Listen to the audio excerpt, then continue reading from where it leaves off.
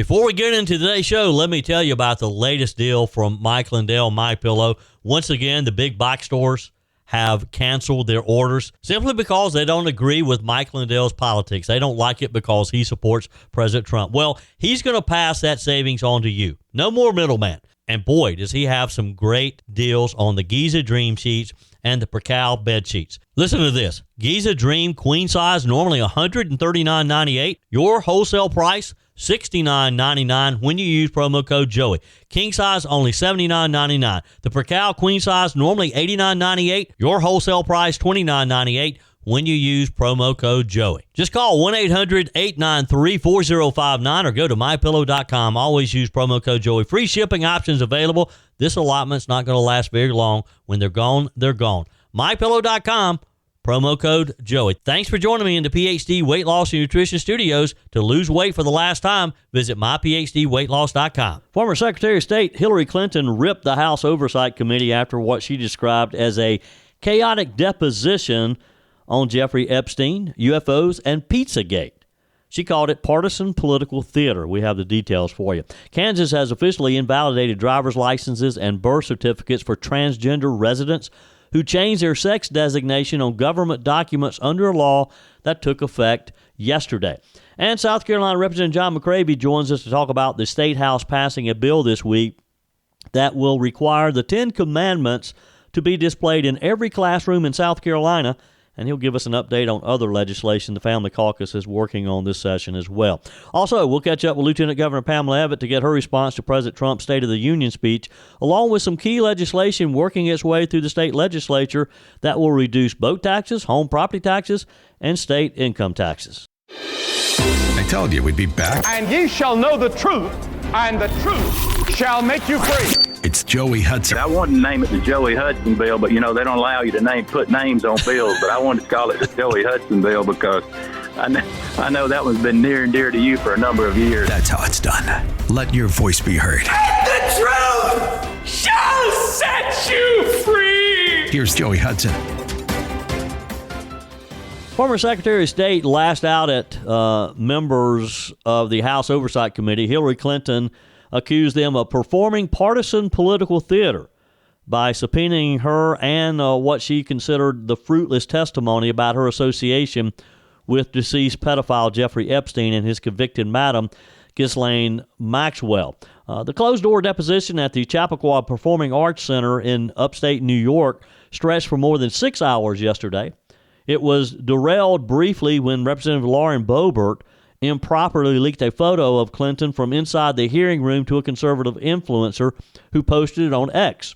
Ms. Clinton spoke with the media as she was leaving, and as you can hear, she sort of had a bit of a disdain for the whole process.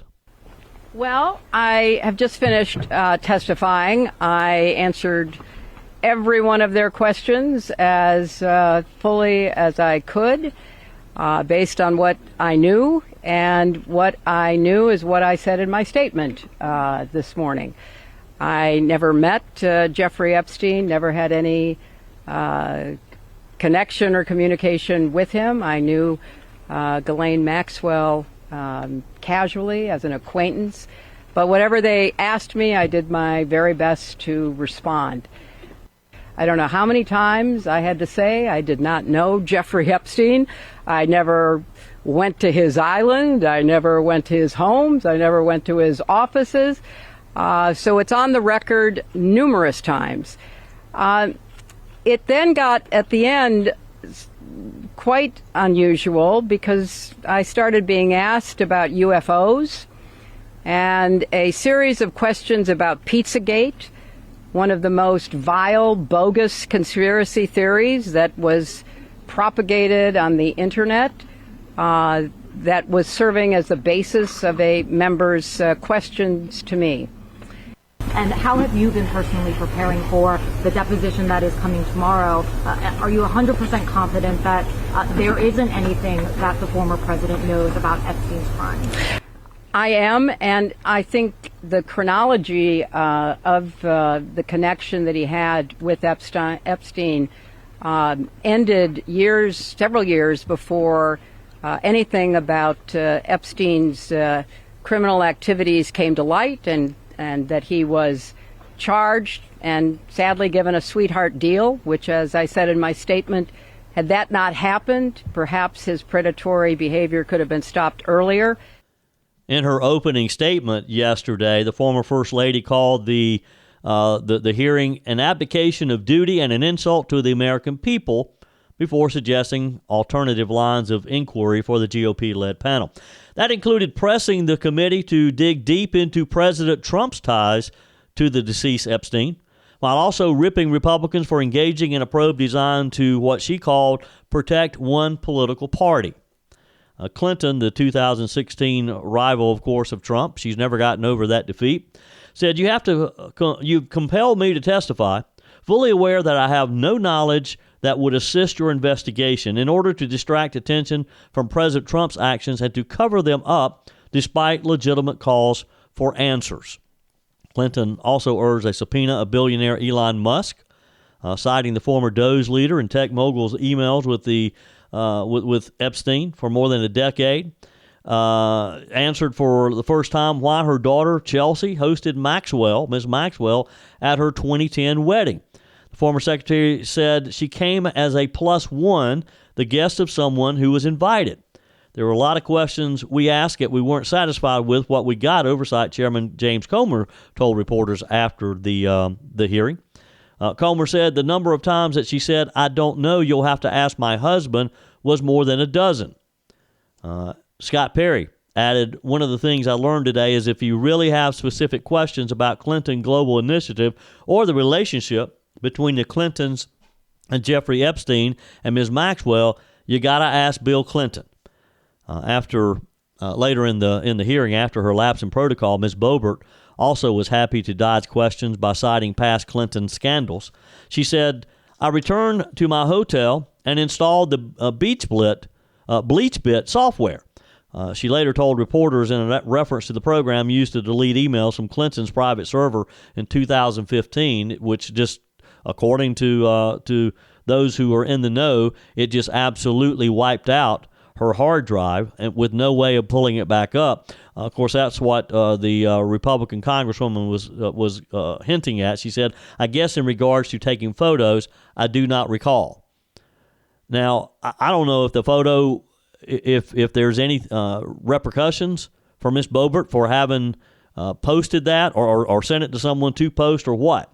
Boebert doubled down later in reference to the 2012 Benghazi terror attack that, of course, took the lives of 4 U.S. citizens, including Ambassador Chris Stevens. She posted on X in a swipe at Clinton's tenure in the State Department, no U.S. ambassadors were harmed in the taking of today's photo.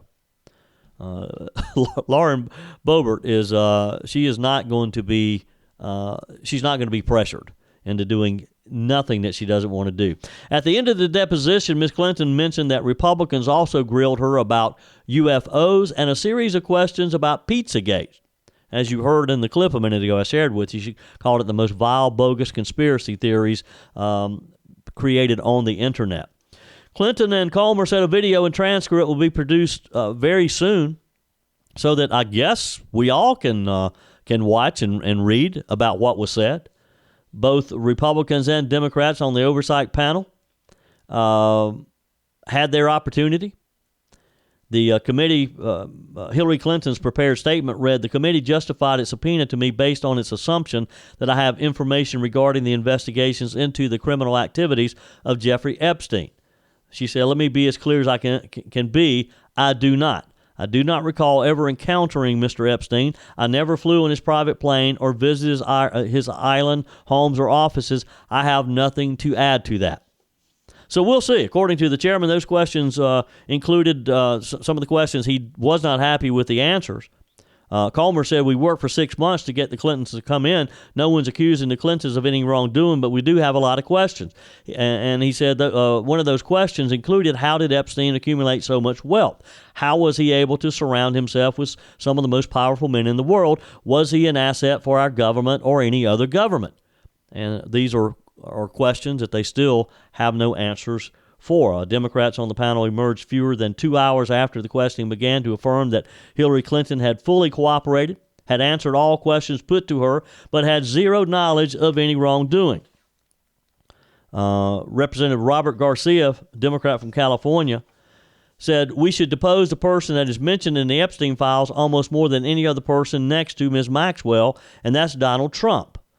House Oversight Democrats also renewed calls for the committee to subpoena Commerce Secretary Howard Lutnick, who had denied interacting with Epstein beyond the mid-2000s before emails in the Justice Department proved otherwise. And I got a feeling that Mr. Lutnick probably is going to have some questions to answer. I suspect that the Democrats may win that one. Hillary Clinton arrived in a caravan of 3 black SUVs at the Performing Arts Center, we're told, just a little before 11 a.m. She was ushered into the building through a secure, tented-off area. Elsewhere in her statement, Ms. Clinton shared a list of questions that she believed lawmakers should be asking. For example, she said a committee run by elected officials with a commitment to transparency would ensure the full release of the files. She said it would subpoena anyone who asked on which night there would be the wildest party on Epstein's island.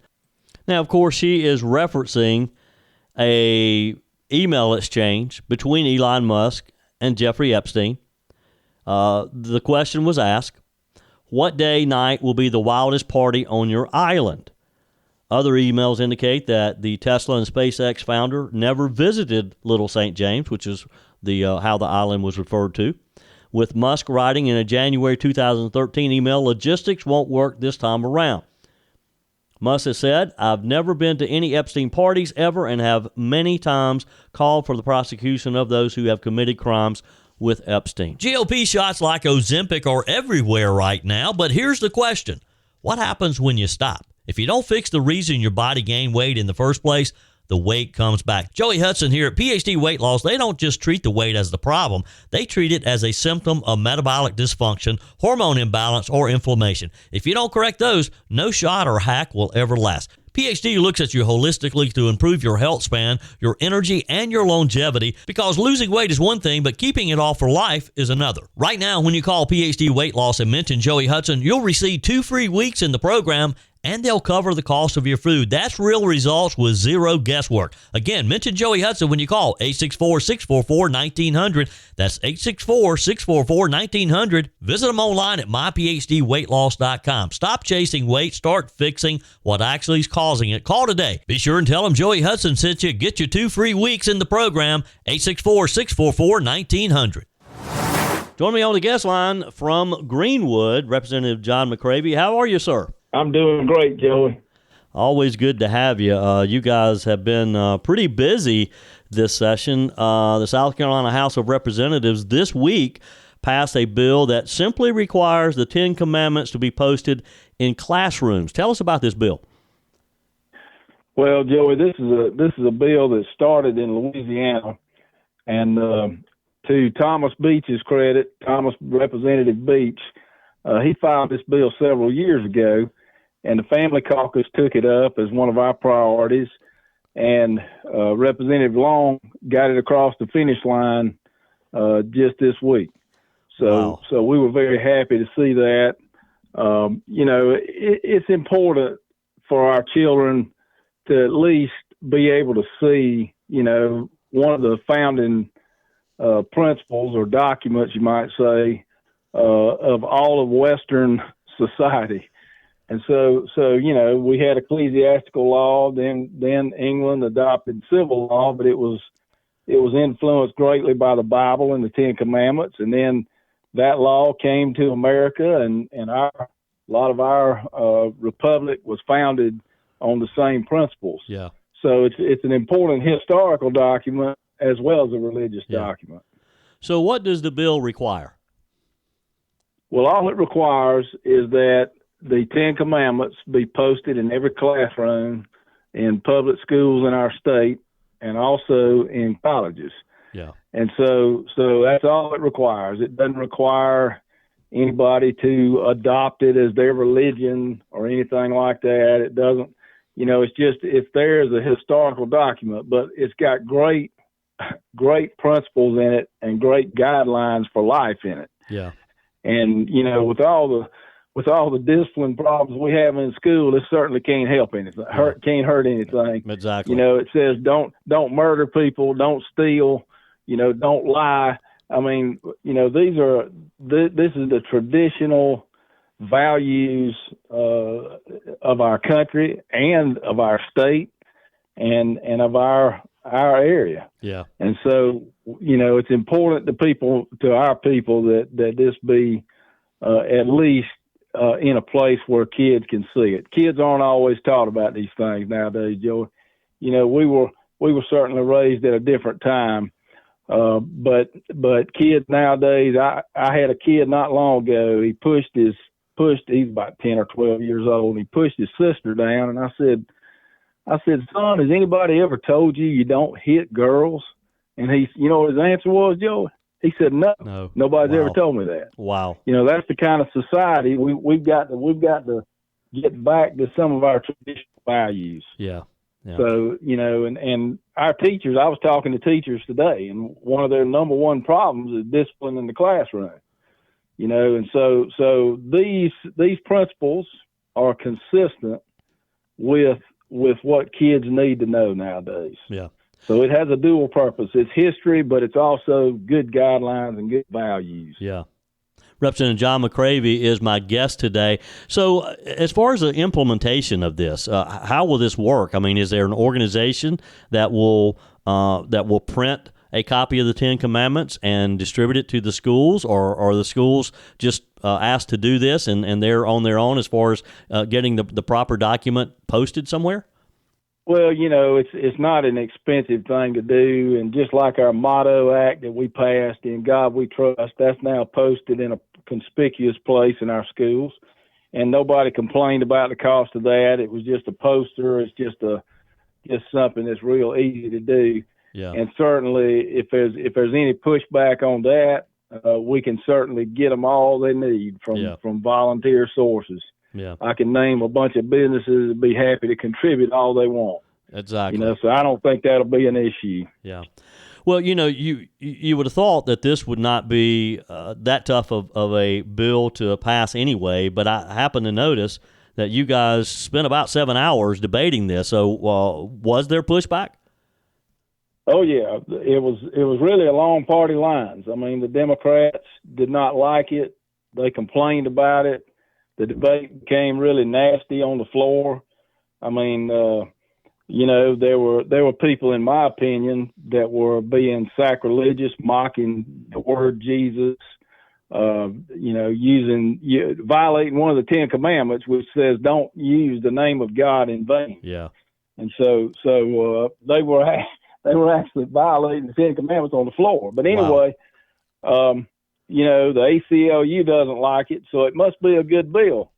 When the Democrats don't like it, the ACLU doesn't like it, it's a good bill. Yeah. So let me ask you a question. Is the Ten Commandments posted somewhere in the House chamber? I think it is. I'm trying to remember where I've seen it, but maybe the Democrats, you need to point them in the direction of where it's posted. That's right. And if it's not posted, we need to take down a picture of one of these speakers in the past and put up the Ten Commandments. Because there you go. We certainly need them. Well, we certainly need them. Well, and it's posted in my office. Yeah, I'll tell you that. We've got it on the wall in my law office for sure. Yeah, and it's important. John McCravy is my guest today. It's been a few weeks since you and I called up. Let's talk about some of the other issues that we talked about that were going to be important this session. And the Family Caucus, of course, you had some of the goals that you wanted to, certain bills and issues that you wanted to confront. Now, give us an update on, let's just start with legalized marijuana. Where do we stand with that? Wow. So right now we're about to debate probably next week legalizing recreational THC drinks that have 5 milligrams of THC in them, which is enough to make you unfit to drive. Wow. So there's a bill coming up that would legalize that for people over 21. It's a bad bill. I have several amendments to try to stop it and change it and ban it. We need to ban these drinks, Joey. They interact with alcohol. So if you drink alcohol and then you drink one of these drinks, just what the effects of a 5 milligram drink are. So they've had problems in other states. As a matter of fact, even California is looking at banning these drinks, and here they are in South Carolina. So we need to ban them. If the marijuana states are banning these drinks because they're a problem, we need to look at that too. We don't need to unleash this on our roads. We're already number one in the South, number one in the nation actually on DUI deaths. Mm-hmm. And why do we need to add this into the mix? So it's a bad idea. It's also about to be banned by the federal government in November. They've already passed a bill, but it goes effect in November, and these drinks will be banned.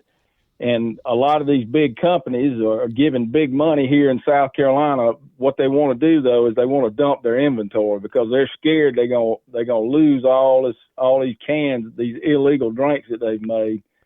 And they're scared. They're looking for somewhere to dump it, so they want to dump them in South Carolina. That's what's going on. Wow.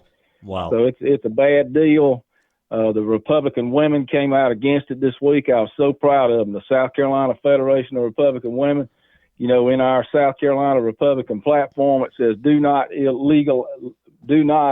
make illegal drugs legal. Yeah. And so they came out dead against it. We've had Pamela family come out against it, and I'm just so proud of those groups for stepping up and doing the right thing. It's easy to just be quiet and let something go, but this will affect many people in South Carolina. It will kill a lot of people if we pass this hemp drink bill. So wow. I'm hoping and praying that the Lord will find a way to honor our prayers and not let this happen in our state. Yep. One other topic that we discussed, gambling. Where do we stand with legalization of gambling? Well, let me tell you about a victory on that. So we had the casino bill that was coming to the House floor at the beginning of the year.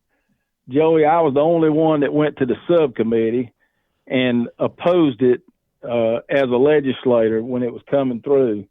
This is another group of people who have spent millions and millions of dollars to try to get this bill in South Carolina, this casino bill. I could go on talking about all the bad influences that we have that have given the campaign contributions, that have given out money to caucuses, that have given out money everywhere. And lobbyists, 60-something lobbyists.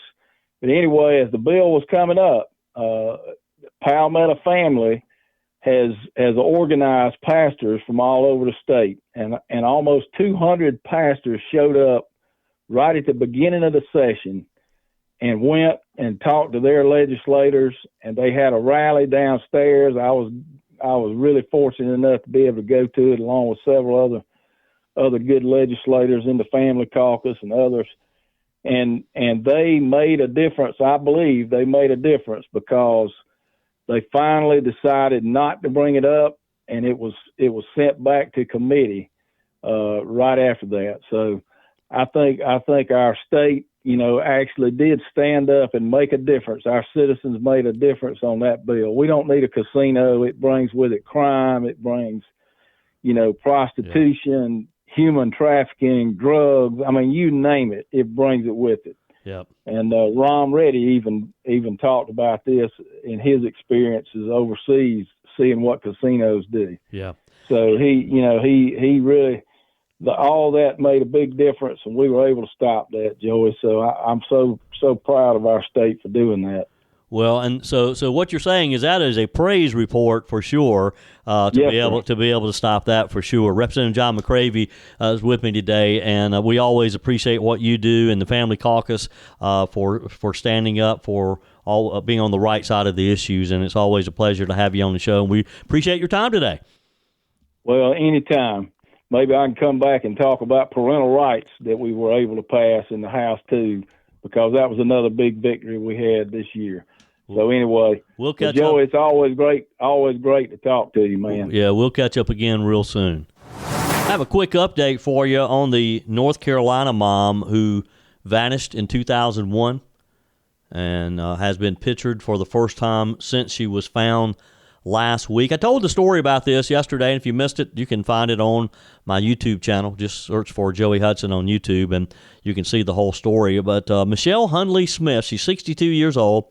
She was photographed after being taken into custody. She was arrested near the South Carolina border after investigators determined she had an active arrest warrant for failing to appear in court over a drunk driving charge in November of 2001, a month before she vanished while Christmas shopping, according to family reports. Now, the New York Post published her mugshot, noted she looks kind of haggard, teary-eyed, after 24 years on the run from her family and, evidently, as we know now, from the law. She was arrested at the request of Rockingham County authorities and later posted a $2,000 bond ahead of a scheduled appearance in the county's district court on March 26. You know, this woman, her life has just been upended, hasn't it? She obviously did not want to be in contact with her family and her 3 kids. And so not only has her anonymity been disclosed now, that everybody knows she's alive, and now she's been arrested over a charge that she probably thought would never come up again. Her arrest report suggests she's living in a trailer park in one of the poorest corners of the state, according to the Post, about 2 hours from the family home that she left 24 years ago. It comes just days after she was tracked down to her new address, almost, again, a quarter of a century after abandoning her husband and 3 children in Rockingham. She told her family she was heading out to go Christmas shopping at a Kmart in Martinsville, Virginia. Never came back. Despite a multi-agency search, she appeared to have vanished without a trace back then. She told authorities she ditched her family over 24 years ago because of ongoing domestic issues at the time. However, her daughter, Amanda Smith, previously said her mother had a drinking problem and had been fired from a veterinary practice for drinking on the job. No prior domestic reports were found on file. There's been no evidence of foul play, according to authorities. Since her mother was found, Amanda still wants a family reunion despite her conflicted emotions. She said, "I'm ecstatic, I'm pissed, I'm heartbroken, I'm all over the map." Amanda is now 38 years old. Again, to see the whole story, just check it out on my YouTube channel. Search for Joey Hudson on YouTube. By the way, while you're watching it, be sure to like, comment, and subscribe to my channel. I'm trying to build an audience on YouTube, and I need for you to be part of that community. So just go to YouTube, search for Joey Hudson, and subscribe to my channel. Click on that notification button, too. That way you'll get a notification each time I post something new. Kansas has officially invalidated driver's licenses and birth certificates for transgender residents who changed their sex designation on government documents. This took effect yesterday under a new law. Roughly 1,700 individuals in Kansas will be affected, according to authorities. They'll be required to obtain a new standard driver's license at a cost of about $26. According to the report, the state's vehicle division informed residents that no grace period will be offered for those who need to update their IDs. In other words, you got to do it, like right now. If you changed your biological sex on your driver's license in Kansas, then it's no longer valid. The Kansas Department of Revenue's Vehicle Division, in a statement, said, "Please note that the legislature did not include a grace period for updating credentials. That means that once the law is officially enacted, which was yesterday, your current credentials will be invalid immediately, and you may be subject to additional penalties." Trans rights activists, of course, have just blasted the new law. The law also establishes clear rules for shared private spaces in government buildings, restricting their use to a single sex. This applies to facilities like restrooms, locker rooms, changing rooms, shower rooms, where individuals may be partially or fully undressed.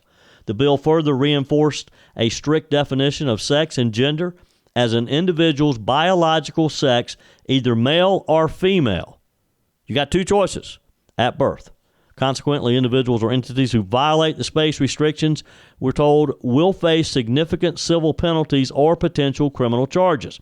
Individuals are also given a right to take legal action if someone of the opposite biological sex violates their privacy in these spaces. This law has a lot of teeth, and it's going to be interesting to watch because you got to know there's going to be some major lawsuits involved in this. The lefties and all of the folks in that world, in that trans world, they're going to go after this big time. Democrat Governor Laura Kelly vetoed the bill. It was ultimately overridden by the Republican-led Kansas legislature. The governor had previously called it a poorly drafted bill with significant far-reaching consequences. She said, it is nothing short of ridiculous that the legislature is forcing the entire state, every city and town, every school district, every public university to spend taxpayer money on a manufactured problem. Kansas elected them to focus on education, job creation, housing, and grocery costs. Under the bill, entering a multiple occupancy space designed for the opposite sex constitutes a violation. After the first warning, a second offense could result in a $1,000 civil penalty, and a third subsequent violation is treated as a Class B misdemeanor. Anyone who believes their privacy has been violated in such a setting may bring a civil lawsuit against the violator and seek $1,000 in liquidated damages, according to the bill. Now, it gets even worse for government entities and state agencies, local districts that fail to align with the new regulations. Entities face a $25,000 civil penalty for a first violation and a $125,000 for each subsequent violation. Again, they put teeth in this. They intend to enforce this law. It provides specific exceptions for entering spaces designed for the opposite sex, including custodial or maintenance work, medical or emergency aid, law enforcement duties, assisting someone who needs help, or children under 9 accompanied by a caregiver. Wow. You agree that this is going to probably create quite the legal challenge? Now, I think they're on solid ground. I think they'll win. But they're going to probably end up spending a lot of money, the state will, to defend this, because right now, as we're talking about this, you got the ACLU and all these other these lefty groups out there gearing up, ready to go after Kansas. But look, you know, this could be used as model legislation to be passed in other states, and it won't surprise me if others don't follow. What do you think? Text me, email me, joe@joeyhudson.com. Leave me a quick message on the MyPillow message line, 864-477-JOEY, 864-477-5639. Always use promo code Joey when you go to MyPillow.com. Get the very best deal on all the great products that MyPillow has. So use promo code Joey at MyPillow.com. Your comments are welcome on the Furman Ford text line, 864-477-JOEY. That's 864-477-5639. Emails always welcome, joey@joeyhudson.com. Speaking of the Furman Ford text line, you know, it's never been more important to support locally run businesses owned by people who actually live here in the upstate. Let me take a minute to talk with you about our friends at Furman Ford. If you're looking for a new vehicle, maybe a great pre-owned vehicle, one you can trust, or maybe you're looking to order that special vehicle. Either way, if you want a new one, a brand new one, or a pre-owned that you can trust, the folks at Furman Ford, they're there to help you. Their name is on the sign because their name is on the line, because every single transaction is important to them. Jim Furman, Matthew Furman. They do business the right way. When you stop by, when you give them a call, or maybe when you just send them a quick email, you're always going to have access to a member of the Furman Ford family.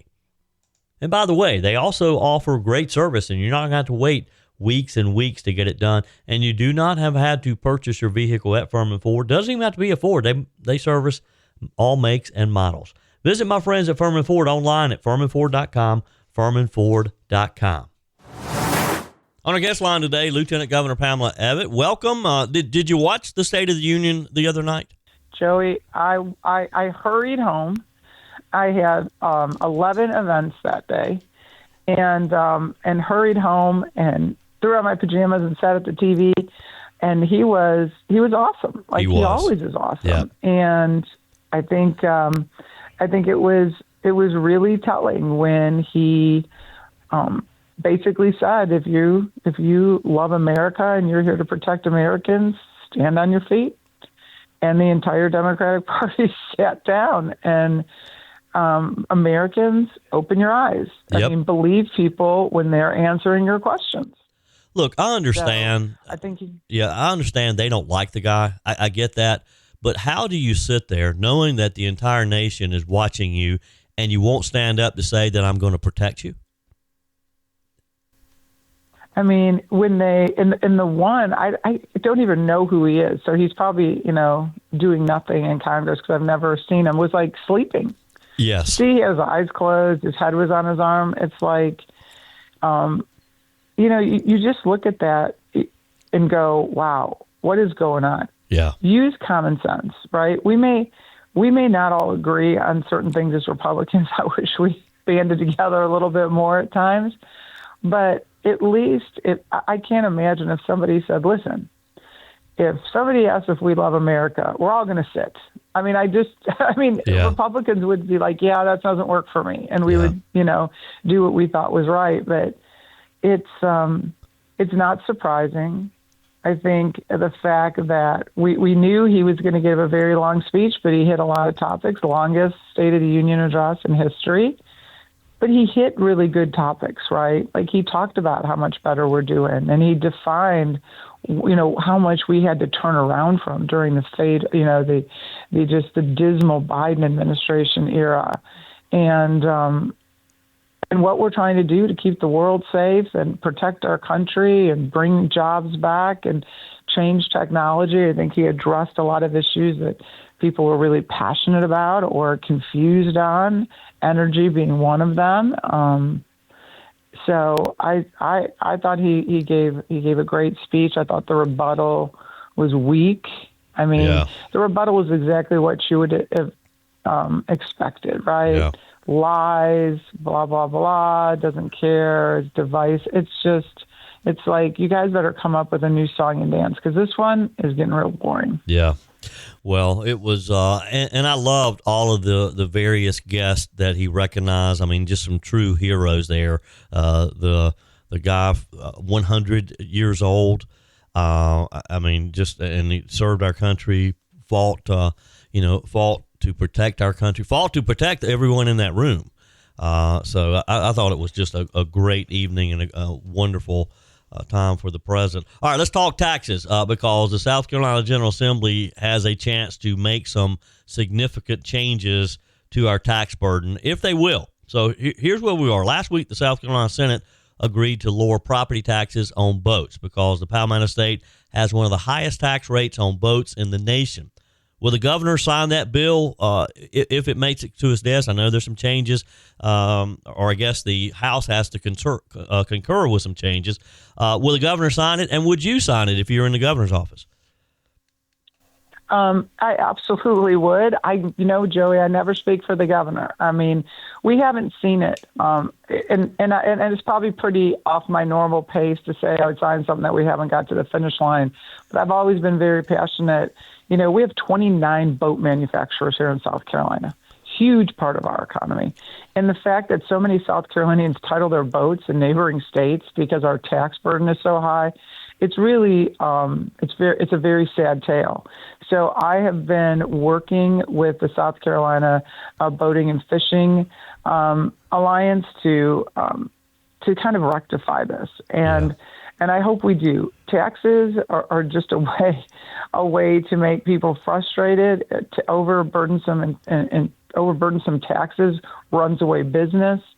So I'm glad this is what's happening. The people of South Carolina, everywhere I go, it's the number one issue. We like what you have to say, Lieutenant Governor. Let's eliminate state income tax. Let's make government run efficiently. Let's not make it to where, people, and that's how the boat manufacturers look at it. Like we're penalizing people for buying their product, and they're thinking, and dear Lord, there's 29 of us in your state, creating economy, creating jobs, creating opportunity. So I think it's great that it's finally getting done, and I say kudos to that organization. They have worked hard, Joey, for years to get this across the finish line. Yep. Lieutenant Governor Pamela Evette is our guest today. All right, home property taxes for seniors. As it stands right now, anyone 65 and older who has lived in the state for 10 years or more could receive a break on taxes for the first $150,000 value of their property. Are they going far enough? We always have to go further. I think the General Assembly has always tried to go in increments so that they never have to push in the other direction. As an accountant, I say that's great. As a South Carolinian, I say we should always do more. And we should. We've continued to lower state income tax, when you talk about state income tax even. And, I'm proud that, during our tenure, the governor and I had signed, the largest tax cuts in South Carolina's history. Very proud to be with the governor when he did that. But should we go further? Absolutely. Should we always go further? Yes. And I think we need to do it kind of in totality. If we're going to cut state income tax, let's kind of look at the whole scheme of things, and let's do something that makes sense, something that's going to work, and something that we're never going to have to say, wow, maybe we did this too fast. Wow, maybe we did that, or maybe we didn't do it fast enough. Yeah. Let's look at everything, and not just kind of give little nuggets here and there. Yeah. Well, the Senate's been on a roll. I'll have to say, Senator Thomas Alexander, he's got his folks moving over there, because last week it was property taxes. This week, it looks like that they are coming to terms with getting that income tax down.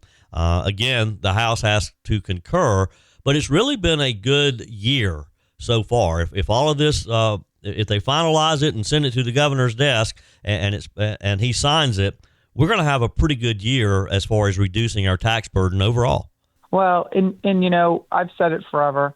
We should leave as much money in South Carolinians' homes as we possibly can, because everybody goes to work every day to earn. The last thing they want to do is send it to Columbia, really to send it to any taxing agency, and then turn on their TV and say, wow, this is how we spent money. I mean, remember how we were all outraged when President Trump found all the waste, fraud, and abuse. We don't have, we don't have anything like that like we found on the federal level here, but we can always do better, right? We should work every day to make sure we're not wasting one taxpayer dollar. Yep. And so the Senate is moving. Kudos to them. You're right. Normally we don't see this kind of movement till the end of session, but Senator Alexander is a true statesman. Well, we're lucky to have him in the upstate.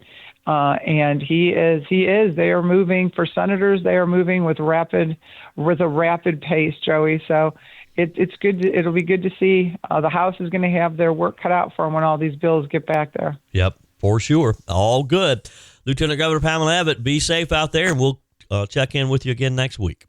Great to see you. I hope everybody has a great weekend. That's it for today's edition of Just the Truth. Thanks for joining me in the PhD Weight Loss Studios. To lose weight for the last time, visit myphdweightloss.com. If you haven't joined my mailing list yet, visit my website, joeyhudson.com. Click on the Connect with Joey button so that you can receive our emails and the most up-to-date news. Also, join me on my YouTube channel. Be sure and like, comment, and subscribe. Just search for Joey Hudson. As always, thanks for spending a few minutes of your day with me. Do me a favor and forward this episode to a few friends. Just click on the share button and send to your contacts. We need to build an army of conservatives to win our country back, and we can do that by continuing to share the truth with our friends and family. Keep those comments coming via the Furman Ford text line 864-477-JOEY. Email to joey@joeyhudson.com, and I love your messages on the MyPillow message line. Again, that's 864-477-JOEY, 864-477-5639. Be sure and take advantage of the MyPillow special, just $14.88 on the standard MyPillows when you use promo code Joey. Order online at mypillow.com or call 800-893-4053. We're back again tomorrow and hope you'll plan to join us. Until then, remember, God's got this. He's still in control.